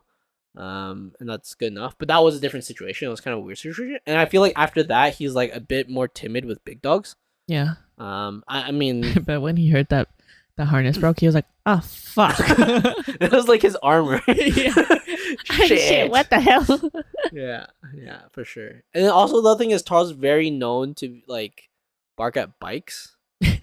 Like so I remember that one time you and I went to the dog Yeah. park and some guy kept biking back and forth and Taro kept being like, "What the fuck? Fuck you, fuck you." Yeah, so if we're at the small dog park, all the dogs will be playing, and then all of a sudden you hear a dog bark and run, and that's my dog, and that's literally just because a bike's coming by, and like everyone would just turn and just see it, and you just see the bike because he's so small and slow.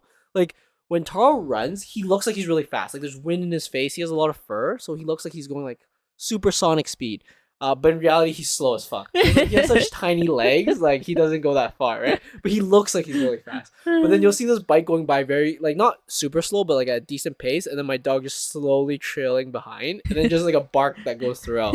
And like he's just known at the park for being like that dog, because like he's the only one that does it consistently, like Oh, that's all so the time. funny. That's so Yeah. cute. So like one time we tried to bring him on a like bike ride. Like we try to like put him on a leash and like I bike and he just run next to me. Yeah. And he literally just like 4 foot pushing against the gravel the whole time. He's like, "Nope, I'm not doing it." He'll start like tumbling and shit. He's like, "I'm still not doing this. I'm not gonna run with you guys." I refuse to. So we ended up putting him in my backpack and we just like bike the whole time. But yeah, he's just not a fan of bikes. I guess bikes, skateboards, maybe just any smaller thing that rolls. He's fine with cars and buses and trucks and stuff. It's literally just smaller stuff. Yeah. Especially motorcycles. He's not a fan of those. He's like, "Oh my god, it's a next level bike." Yeah, but then if it becomes 4 wheels, he's like, "Ah, nah, you good, you good." You're fine. You're fine. Yeah, like if there's a loud car that goes by, he'll look, and it's not a bike, and then he'll just Like, all right, you got 2 extra wheels. I'm on to you, bud. But as soon as it's a bike, he'll go insane. It could be the quietest bike, and he'll go insane. Yeah, he's weird like that. That's so cute. Yeah. I guess I don't have any other really crazy story. He's a very like low maintenance dog, I'd Yeah. say. Like I know some of my friends have high maintenance dogs. He's relatively low. Like he's annoying, but he's also very low maintenance. Like it doesn't take a lot of effort to tire him out, and like he just naps or he just chills around you when he's tired and stuff. I feel like Lumi's pretty high maintenance. Mm.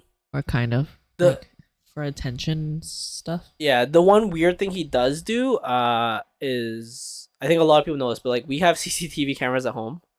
So we have outside security cameras and it projects onto a monitor upstairs, and Tar will stare at that monitor like all day. Like he will just look at the monitor. So I think most dogs will like hear stuff and they'll go out and check what it is and bark and stuff, or they'll smell something. But Tar would look at the security camera, and if the security camera shows someone coming, then he'll go and check what it is. Smart ass dog. So like he's just I used to chilling. be a security man in my past life. I mean, so like what my dad always says before he leaves the house is that he has to give him a treat, and he's like, "Oh, this is like taxing, or this is payment for the security services, right?" It's so cute. Taro is literally like cheating the security system by just looking at the camera That's instead of so actually using his cute. senses.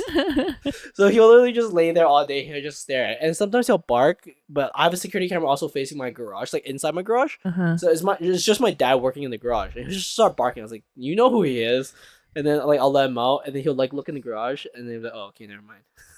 Oh, all right. It's Yeah. dad again. Yeah, Yeah. that's so cute.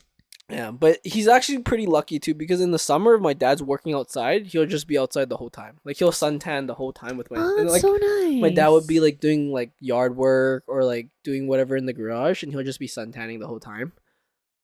Like I think there's days that he's been outside like literally for a good 12 hours. Yeah. Like we have a water bowl from outside too, Yeah. so he'll literally just suntan and then he'll chase birds, suntan, and do that the whole day.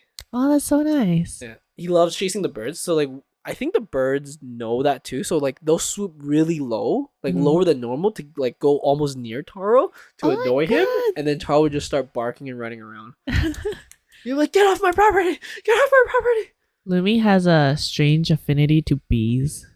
Oh really? So at the place where I last lived, there was this plant that that attracted a lot of bees, and Yeah. Lumi would go outside and like bark at them and play around with them, and they would always fly around her, and I'd be like, one day you're gonna get fucking stung, and you're gonna learn your lesson. But she would always try and bite them or play with them Yeah. or shake the tree that they're on. Yeah, I don't know. She just really likes them. yeah.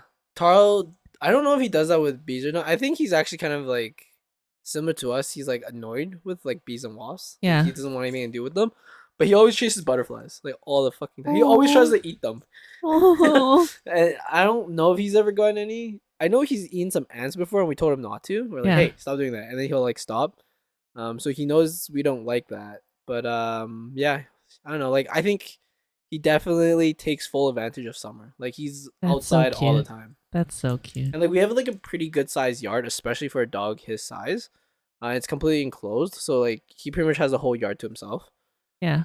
So I don't know, like he takes full advantage of it, and we also have like fake grass just for him too. So like he loves laying in the fake grass while the sun's out. Oh, Yeah. what a lucky dog. He is spoiled. Lumi used to have this issue with her eyes where she would run inside tall grass with her eyes fully open. Oh yeah, you told me that. Yeah, and at first I'd be like, "What the fuck?" Because when I would bring her in, because she used to get all these infections, eye infections, where she'd get like pus coming out, like yellowy pus coming out of her eyes. Yeah. So instead of tear stains, the area around her eyes would be really yellow and like pus. Yeah.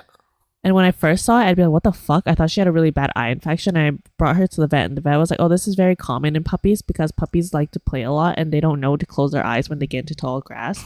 So I thought, Oh, okay, stop. yeah, this is just like a puppy thing. But Lumi is freaking 3 years old now, and every single summer, it still fucking happens. And this one time, I like sat there and I watched her go into tall grass. I was like, all right, she's gonna close her eyes now. And I literally saw this bitch open her eyes even bigger and just run straight into the grass. And then the next day, she got the biggest infection of her life. And I was like, this girl's fucking dumb sometimes. Yeah, like the good part about Taro is like he's scared of everything. Like he's scared of a box, for example. Like Yeah. it could just be any box, and he's fucking terrified of it. Like like if you put his ball in it, like he loves playing with the ball, he'll Yeah. be terrified of getting his ball. So he's scared of everything. So as soon as he sees tall grass, he won't even go in. He'd be like, no thanks. I don't know what's in there. I'm not sure. That's so cute. Yeah. Lumi, when she goes into tall grass, she also jumps around like she's a dolphin. Oh yeah. It's yeah. so freaking cute. Yeah. Oh my Taro, goodness. when he's super excited to play, he does the hopping. Yeah. Yeah, the hopping. Yeah, yeah. He'll hop around for the ball at first when he's super excited. Yeah. How cute, how cute. I recently got a Pholleyball for Christmas, Oh yeah. and unfortunately, Lumi's scared of it. Oh. So every single time it moves, she runs away and she leaves the entire floor that the Pholleyball was on. And I'm like, fuck. A waste of a Pholleyball. So I need to try and train her to get used to it, but she doesn't like electronics, so Oh. it's really Yeah. hard. The only thing, I mean, I think Taro wouldn't be a fan, but he likes Taro's pretty much a cat in a dog's body. Like he loves cat toys. Ooh. Any cat toys he loves. He loves cats themselves, and he loves laser pointers. And we have this new toy for him. It's like a laser pointing thing that like just makes a path, and he just like chases it the whole time. And it's been great. He loves that. He wants to play with it all the time. Mm. And he's like the way he plays is he'll play until he's thirsty, then he'll go drink water, and he'll play some more. Yeah. And then he'll play until he's hungry, and then he'll go eat, and then go pee and stuff, and then he'll sometimes want to play, but then sometimes he'll just nap after. I mean, I think he nice. knows his own limits, which is pretty good. She's a well-behaved dog. I mean, like maintenance wise, he's pretty good. With other people, he's pretty shitty.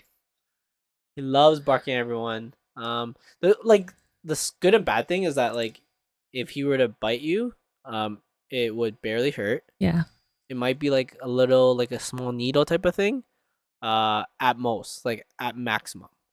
Yeah. Like there's like almost no damage if he does do that, or none at all. Like or it won't even penetrate skin. Yeah.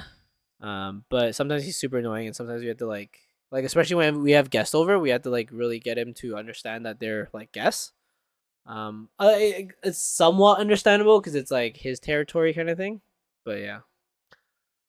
Okay. The other thing I think we can talk about other than our dogs is how animals are treated in other parts of the world.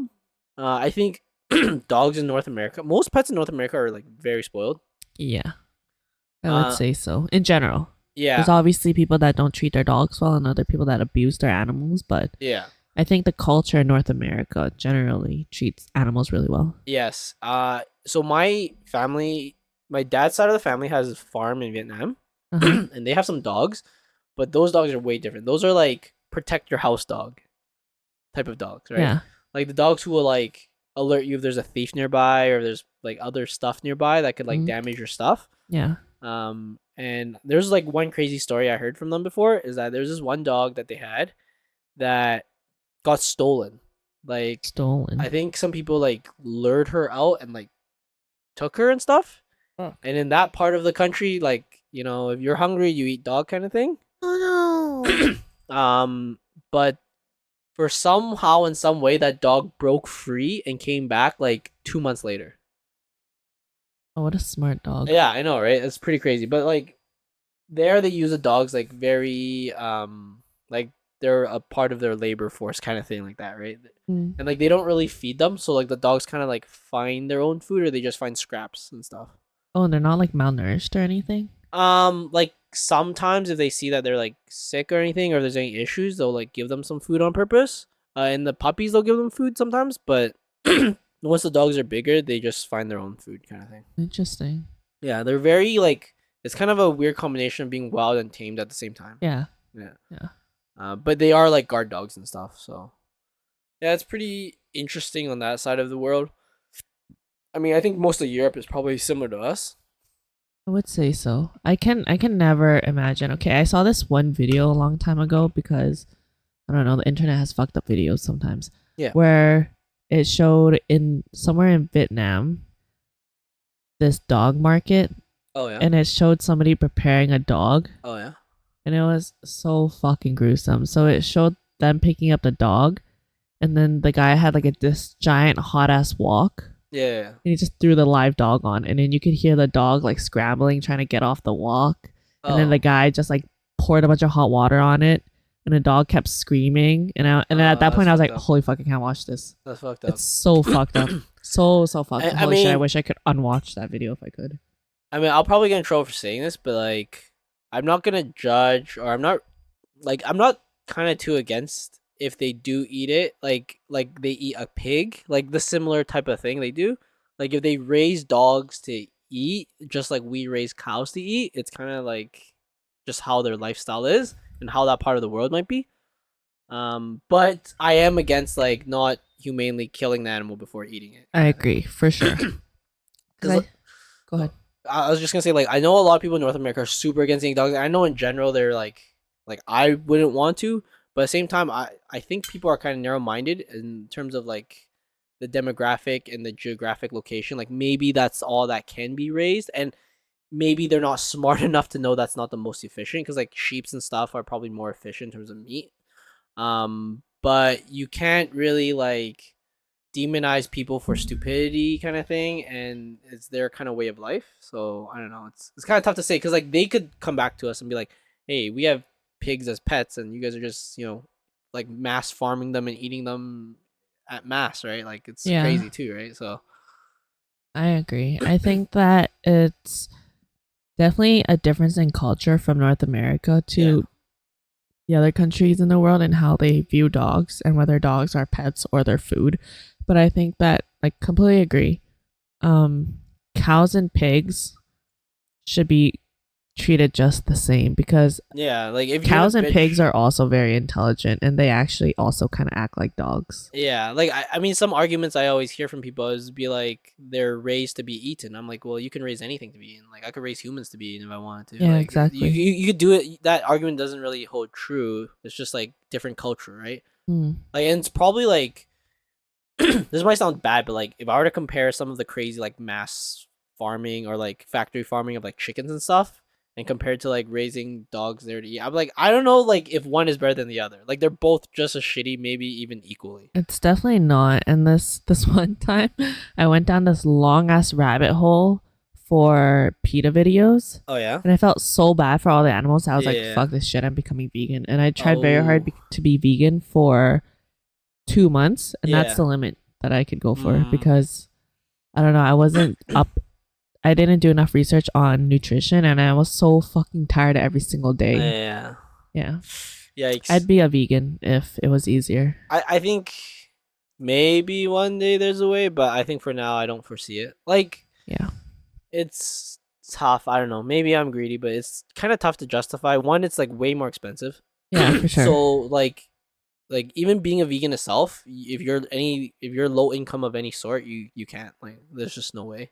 Like you have to buy meat. It's You have just to. And then I don't know. I just can't completely get my mind around the whole world trying to be vegan. Like I don't see it being a way. So it's Yeah. not sustainable. I don't think there's a way. I mean, they could try to farm better. I actually don't know if that's the right solution, but I don't know. I was just gonna say I saw this video online yesterday where someone was talking about how great canned chicken is. Canada chicken. Canned. Oh, canned chicken. Because it's like, what was it? They said it had like 30 grams of protein Yeah. and 4 grams of fat or something like that in one can. Yeah. And like the can is like the size of a regular tuna can. So that's a fuck ton of protein for Yeah. one meal. Yeah. And so I was like, oh shit, maybe I should hop on some canned chicken. No, I've had it before. I think the only It's texturally really weird. yeah, texture's weird. God. There's not much you can do with it. The problem is it's over salted, and then you can't really transform the flavor anyway. Like it'll always taste like canned chicken, if that makes sense. Like there's always a quality to it that you can't compare it to like raw. Is it like raw tuna versus canned tuna? It's very different. Yes. Interesting. Well, no, like Oh god. I think raw chicken and canned chicken is more similar than comparing raw tuna and canned tuna. But it's like similar, I guess. Like there's the difference between the raw and canned fish is a lot more than the chicken, but it's just I find it impossible to transform it. Like I've tried it, like I've tried canned food for a bit in my diets because they are right. It's cheap and it's like you could do quite a bit with it. Yeah.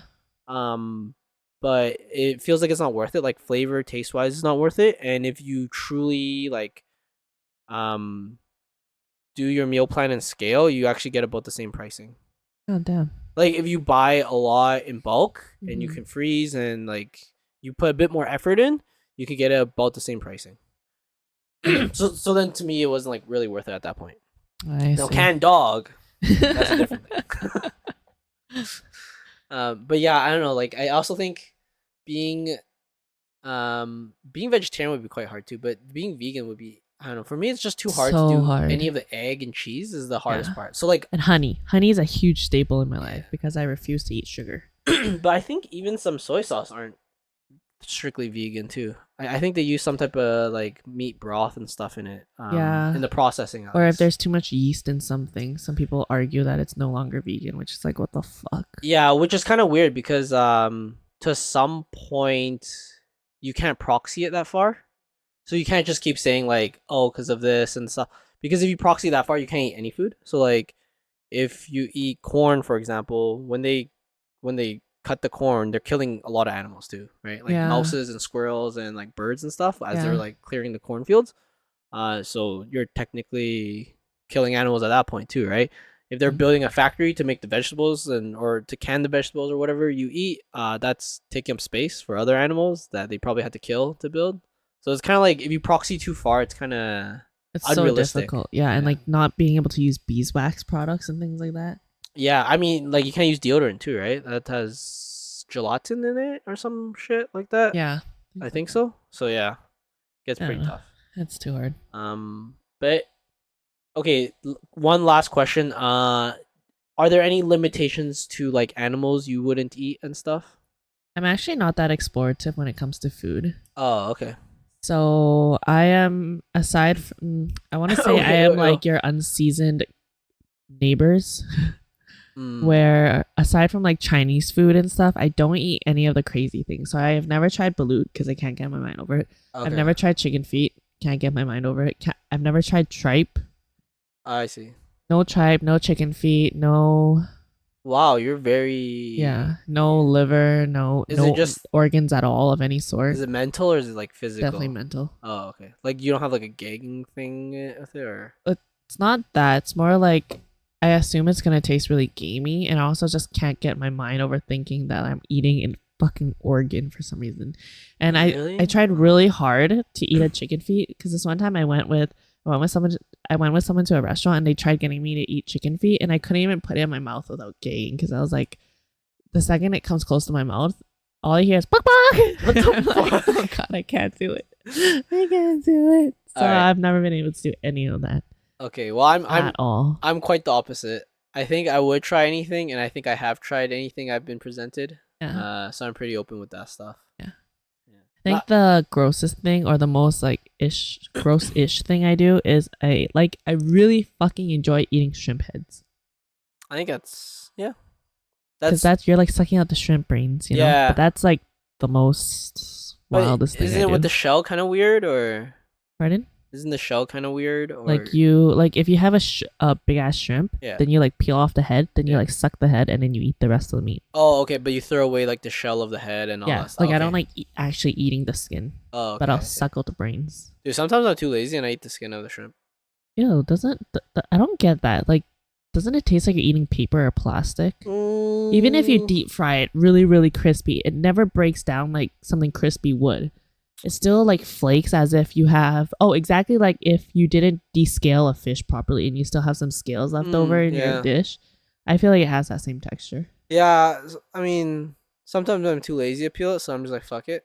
And it's not like, I don't know, benefit and effort level comparison. It's pretty good. The True. benefit to effort ratio is not too bad, so Yeah. it's pretty good. And by the way, that was just a random topic question when we talked about food and stuff. We didn't intend for pet and what's the craziest thing you eat to be on the same podcast. But it is. With no Kind of comes hand in hand Yeah, in this world. a little ish. I mean, I've eaten some bugs before too and stuff, but Oh, I would never. oh really? Like even like I really want to try like deep fried scorpion or something. God, no, I would I not. would definitely try that. But I think I've eaten I'm not like explorative. crickets and all that shit before. Oh my Um, god. I don't know what's the most wild thing I've eaten. Like I've had balut before. I don't think that was that wild. God. Would you ever try mosquito patty? I watched this video where somewhere in Africa they like to collect mosquitoes because they're this village or some shit is near like a large lake. Yeah. And in the summer, or I guess it's always summer there, but they would grab these huge ass nets or like these big ass bowls and like basically catch all the mosquitoes in the air and they would mush it all up until it becomes this black paste and then they would fry it into little patties. Yeah, I would probably try it. Oh, Uh, fucking god. but I cannot. there's also a difference between eating by necessity and eating by desire too. So Yes. like, actually, I don't know. Honestly, if I saw it on the menu, I would be intrigued. It's just something different. Like I I'd like be to try intrigued stuff. to see you eat it just because I know you. Oh god, I can never. Yeah, I like to explore when it comes to food. I just can't deal with alive stuff. I can deal with raw. I can't deal with alive. So I like can't the eat. octopus stuff. So I've had the squid Oh. in Korea, but it's already cut up, so Hmm. it's dead. Like it's just dead, but it's Yeah. just like the nerves of it is still moving and stuff. I've had that before, but just can't deal with something that's actually alive. Like what? Like I think in Japan they do a thing with frogs where the frog's still kind of alive. But I like cannot. pretty much anything I eat, I just want it to be dead. So like either raw or cooked doesn't matter, but as long as it's dead, and I don't want to like. Ideally, it's killed humanely, but if it's not, I don't want to look. I don't want to even see. I don't want to even get near that situation. Like, Uh-huh. yeah. So, because I understand, I don't know, like whatever cultural way you do it, I don't like. It is what it is. Mhm. I just don't want to be involved because I actually don't. I can't kill. I don't know. Like a part of my religion is I can't kill, but like a part of me, like I just can't do it. Like a part of me has such a hard time, hurting animals. Good. Like you ever like bisected or dissected, was it a frog in science class. Yeah, I couldn't do it. I had thought a it was hard time. gross. I actually couldn't break the rib cage. It just felt weird to me. I cannot. I like had a long talk with my teacher that I was like, I literally cannot do this. You can fail me or do whatever, or you can give me like two extra essays or whatever. I literally can't be a part of this. Yeah.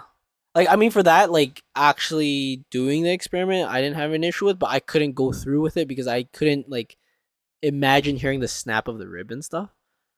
Gross. Like, I don't know, like, I'm such a bitch about it. Like, I'm a pacifist. Like, this is probably a reason why I couldn't go through, like, very hardcore martial arts. Yeah. Like, I've done, like, wushu and stuff, but I couldn't go through that crazy of, like, actual martial arts.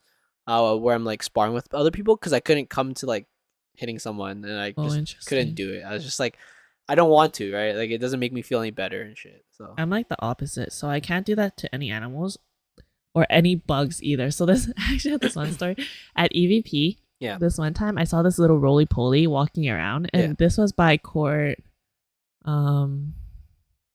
H, I think. Oh, so like in the middle of the gym. Yeah, so the middle. Yeah, and H would be like H, right in the middle of the gym. H. So it was near court H. And then I saw this little roly poly and I was getting ready to play, but we still had like 5 minutes before we would start warming up. And I thought, I could bring this roly poly outside. It's really far from literally any of the entrances. Where I thought, if I don't help it, it's probably going to get squashed or it's going to get lost and die some way, somehow. Oh. And then I thought, should I leave it? Should I bring it outside? But then we everyone was like starting to get up, and I was like, okay, if this roly poly is back here by the time the set is over, then I'll bring it outside. And then the second I walked away, somebody walked over and actually stepped on it, and I was like, holy fuck, I've ruined this roly poly's life. Like I had a chance, and I thought about it for a whole fucking week. Like every once in a while, I'd be like, this is how you carry yourself, Viv. You had a fucking chance to save a life. What if that thing was on its way home? I was like, you chose to be lazy. You could have easily just picked it up, walked outside, and came back in. So I have such a hard time for even bugs. Or this one time, in my basement, my dad put these sticky traps on the floor. Yeah. And it's just like, he put it by the window so that if there's any little creepy crawlies that crawl by, they'll get stuck and not go anywhere. And this one time I went down and I saw this spider that was still twitching and moving, and I thought, oh, it just recently got trapped. And I thought, oh, like perfect timing. I'll help bring it outside. So I spent a fucking hour. I went to grab tweezers and water and stuff to like disassemble the trap. I accidentally broke off two of its legs. No. And when I brought it outside, I don't know why I didn't think. I was just like so proud that I freed the spider. I brought it outside and it died from the cold. Nice. Like I brought it outside and I went to check up on it later and like shriveled up and it was halfway frozen because I had water on it. Yeah. And it fucking died. God damn. And I was like, damn, I wonder if I should have saved it, or if I made its life more miserable because I ripped off two of its legs. I made it freeze to death. It's your hero character. I know. You just have to. Like, okay, for me, I don't feel as bad because like for example, eating meat, like I know I don't like killing and stuff, but it's kind of a weird argument. To me, it's like it's already dead. Like whether I buy this steak or not, the cow's already dead. Right? Like I can't, it's kind of like going back to the whole proxy thing, right? Like there's a difference between wasting food and killing, right? Mhm. Like it's already dead. Like I know I'm contributing to the demand and all that stuff, yada yada yada. But like to me, it's like I didn't go and kill a fucking cow just to get this meat. It's already dead. It's here. I don't have that guilt as much. But I guess other people can argue differently. I think it's a very like, people can argue one way or the other however much they want. It won't really convince me because people have always been talking to me about my whole life because, you know, me being Buddhist, I'm vegetarian on certain days. They're like, oh, it doesn't make sense to be vegetarian this day. And I was like, it's the principle. It's not like, to me, it's the principle. It's not the actual action. It's like how on Lent some people, you know, give up meat or something like that, right? It's literally the same principle as what I'm doing, right? But some people are very argumentative just because it's a different religion. But I'm just like, whatever. It is what it is. No, I can't. I think the wildest thing I was saying earlier that I've eaten was escargots. That's not. Because I went to a fancy restaurant and they had it, but I still had to really take away the mental for that. Like I didn't let my tongue touch the escargot when it was in my mouth. I put it directly on my grinders, on my like back molars, and I like chewed it instantly because I was like, if I feel any of the texture, I'm gonna be like, it's a fucking snail in my mouth. But don't you feel like it's similar to like a Like a clam? Like I don't know. I just can't because I see it crawling on the floor and I'm like, man. God damn. Wait, how about sea cucumber? Last question. I've never tried it. Oh, okay. I I think I can't tried get it. I can't get myself to do it. I mean, it's weird. It's a weird fucking animal Yeah. / thing. I haven't even wrapped my head around eating uni. Not It's alive. it's just weird to me. It's Oh. just a little bit too particular, you know. Fuck. You're the most vanilla Asian I know. Yeah. All right, anyways, we're gonna wrap this up here. Let us know some of your pet stories. We kind of broke off on a weird tangent here, but I think it was interesting. So let us know. Don't forget to like, comment, subscribe. But also in the comment, let us know what your pet experiences are, what pets you have. Maybe even some pictures. That'd be pretty cool. And Like, comment, and subscribe. don't forget to turn on the notification I know button. that's not what I was supposed to say. But yeah, and yeah, hope you enjoyed this impromptu pets one. And I guess this will be out a little bit after Chinese New Year's, but hopefully you guys had a nice Chinese New Year's. Maybe we'll talk about it on the next podcast. Maybe we won't. We'll see. We should. But yeah, we'll figure something out. And hope you guys enjoy the show. 恭喜發財. Yep. See ya. See you.